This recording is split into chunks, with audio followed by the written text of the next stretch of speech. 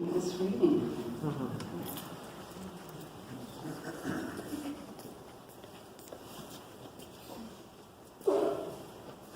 Many of you, I know because you told me, struggle with what God's will for your life is.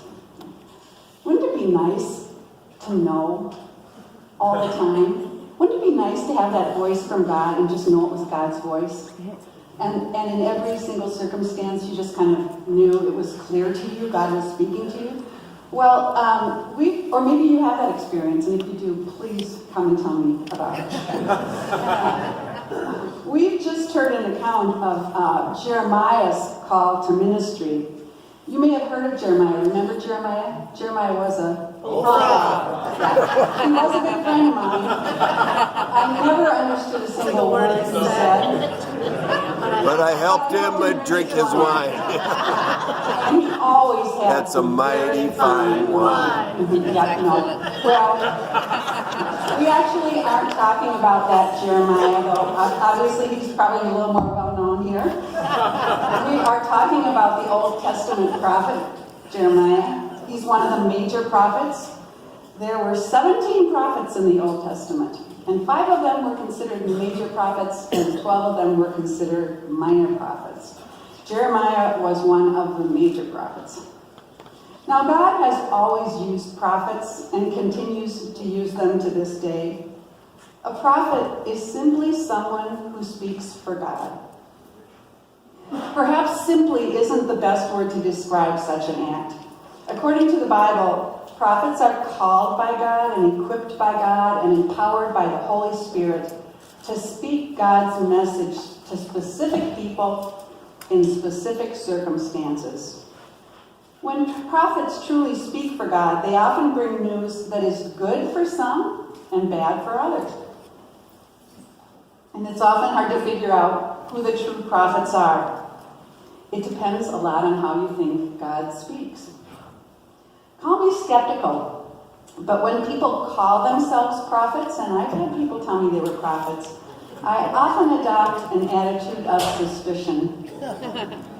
Maybe it's because the Bible is so full of these unlikely prophets and unlikely calls. I love the call stories of the biblical prophets.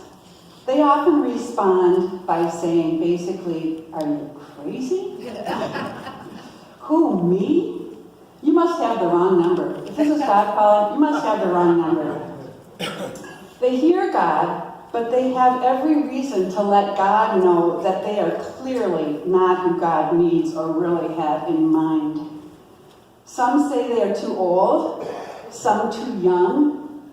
Moses, he stuttered. And he said, I'm not eloquent. I'm slow of speech and slow of tongue. I can't do this. Jeremiah, in this reading, he too was quick to respond. What did he say? I'm only a boy. I'm just a kid. I can't do this. So, what have your excuses been when God has called you? Because, God does call you all the time. You don't have to be a pastor to be called by God to minister to others. In fact, it often helps if you aren't. Pastors, priests, and other professional clergy go through a formation process that sometimes separates us from the simplest and most basic sense of call. We have years of schooling, and then we have to go through an ordination process. I know a few of you are out there, which includes several years of probation, supervision, written exams, and oral interviews. We may experience a call to ministry, and most of us do, but it had better be an impressive one, and we had better be able to prove it to others. I spent years wondering if I was really called to ministry. The question haunted me. Sure, I was doing ministry, I was engaged in ministry, I was drawn to it, I was born into it, but did I really have the call? The ordination process can seem to imply that some are called and some aren't. They ask you again and again to tell your story. Tell us about your call to ministry. They love to hear from the people who have the big dramatic stories like Moses and the burning bush. or Jesus at his baptism.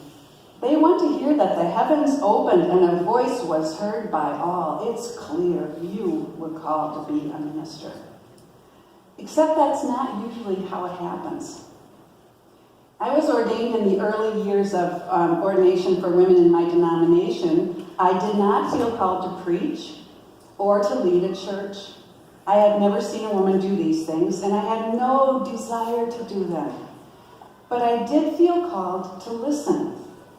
No matter what avenue of ministry or education I embarked on, I always ended up being drawn back to listening to people's stories. Stories of brokenness and of finding God's healing presence in the midst of these stories. That's where I found God. But even so, it felt like my call was too small. That was a very small call. Do you ever feel like your call is too small? It's easy for me to say, oh, I'm not a public speaker, or I'm not smart enough to be a leader. But you know what? That didn't stop God from using me. God calls us each by name. But in such a noisy world where everybody from your mother to a commercial for Diet Coke is telling you who and what you should be, how do you listen to who God is calling you to be? How do you know when you are hearing the voice of God in your life? At the beginning, we say something about you only have to be who you are called to be. How do we find that authentic self? Decades ago, there was an epic film made called The 10 Commandments. Some of you may have seen it because it's still shown, I think. It starred the actor Charlton Heston. He played Moses. One night, this actor, Heston, was being interviewed on The Tonight Show, and the host of The Tonight Show, yes, before even Jay Leno, Johnny Carson, said, we know you played Moses, but who did they get to play the voice of God in this film, you know? And Charlton Heston said that had been a real struggle for the producers, and they had tried several ideas, and then they finally landed on a good solution. They said, for the voice of God, they just used my voice amplified by 10. Well, this poses a quandary for those of us trying to discern God's voice at any given day. How do we know this is God's voice and not just my own voice amplified 10 times? This is where we might take a few pointers from these prophets, from some of our ancestors in the faith, whether they're Old Testament prophets or mentors or that we've had along the way. So let's look and see how we might discern whether or not it's the voice of God. First, this voice often suggests something we don't think we can do on our own. We might initially react by saying, I'm not adequate for that. I could never possibly do that. Or maybe we're too young, too old, not educated enough. But at any rate, we can't do it. Second, if it's God's voice, it will often ask us to go outside our comfort zones. If this voice is telling us everything we want to hear, everything we agree with, and everything we already know how to do, it probably isn't God's voice. God's voice will stretch us beyond our safe limits. I know many of you have done this. I never thought I could get up front and tell a story of hope, I never thought I could do a children's moment or whatever, but somehow I feel compelled to do it. Third, expect the call to change over your lifetime, because it will. God will prod us into ministries we couldn't have conceived of. For decades, I said I wasn't called to preach and I would never lead a local church. Beware of what you say you'll never do. God has a wicked sense of humor, and sometimes there's something hiding in those things. Fourth, the voice will keep coming back. It just won't leave you alone. Like an earworm song going through your head. Another road would clearly be easier, but this invitation is somehow so compelling that you cannot say no. Whether it's that voice that tells you to get back to an AA meeting, or that voice that tells you to speak to a neighbor you haven't spoken to in a long time. Are you meant to reach out to somebody you don't even like? Are you meant to take a new path? Are you losing sleep at night over an amend you need to make? Are you being called to quit your high-paying job and work for a nonprofit or, heaven forbid, a church? Might as well get on with it if it keeps coming back, because God's voice is often persistent.